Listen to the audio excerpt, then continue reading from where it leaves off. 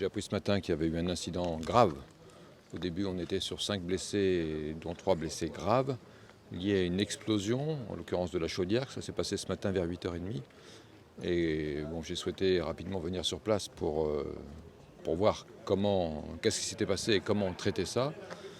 Bon, il s'avère que ce n'est pas 3 blessés graves, mais maintenant c'est 2 blessés graves et une personne qui est décédée à l'hôpital. Donc vraiment, j'adresse toutes mes condoléances à la famille. C'était un ouvrier qui n'était pas là depuis très longtemps, qui visiblement avait remarqué un dysfonctionnement et le temps de réagir, l'enquête nous confirmera ces éléments, mais le temps de réagir, voilà, il y a eu un pépin grave.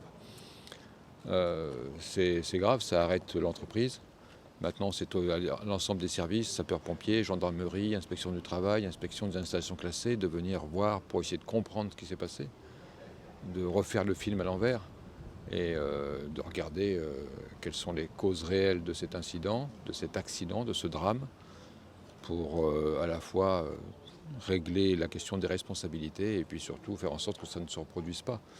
Mais on a bien senti l'émotion très palpable du chef d'entreprise. Perdre un de ses salariés, c'est toujours extrêmement traumatisant et grave. Et voilà, donc j'ai souhaité aussi par ma présence amener mon soutien à l'entreprise, à ses équipes et à la famille qui vient de perdre un des siens. Moi, je me pose aussi la question au-delà justement du rôle des services de l'État dans l'enquête qui va suivre. La DEAL, c'est une installation classée. Peut-être si vous avez des précisions sur le classement de l'installation. Non, justement, c'est pour ça que le directeur de la DEAL m'accompagne là, en ce moment. Il va pouvoir faire, avec son inspectrice des installations classées, ils vont pouvoir faire ce travail d'investigation pour regarder qu'est-ce qu'elle est, qu'est-ce qu'elle n'est pas, pour faire le point administratif de cette installation. Les ICPE, c'est des installations qui sont donc par définition sensibles, des industries sensibles, les romeries en sont, hein, et elles sont donc à ce titre-là extrêmement suivies. Maintenant, l'enquête nous dira si c'était bien suivi, etc. On n'est qu'au début de cette histoire-là. On est dans le temps pour l'instant du recueillement, du choc du drame et du recueillement. Va s'enclencher une procédure judiciaire administrative pour essayer de comprendre ce qui s'est passé. Est-ce que vous avez un mot particulier pour les familles de ces victimes?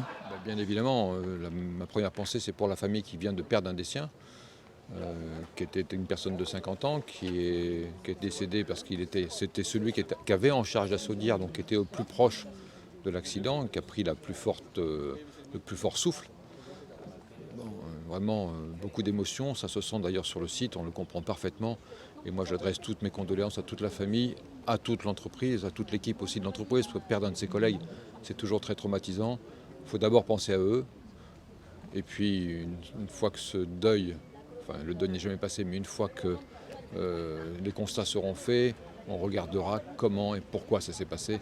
Et dans un premier temps, ce qui compte, c'est de penser aux gens qui sont blessés, grièvement, qui sont à l'hôpital, penser à la famille de la personne qui est décédée, et vraiment, je tiens à les assurer de tout mon soutien pour passer ces moments difficiles.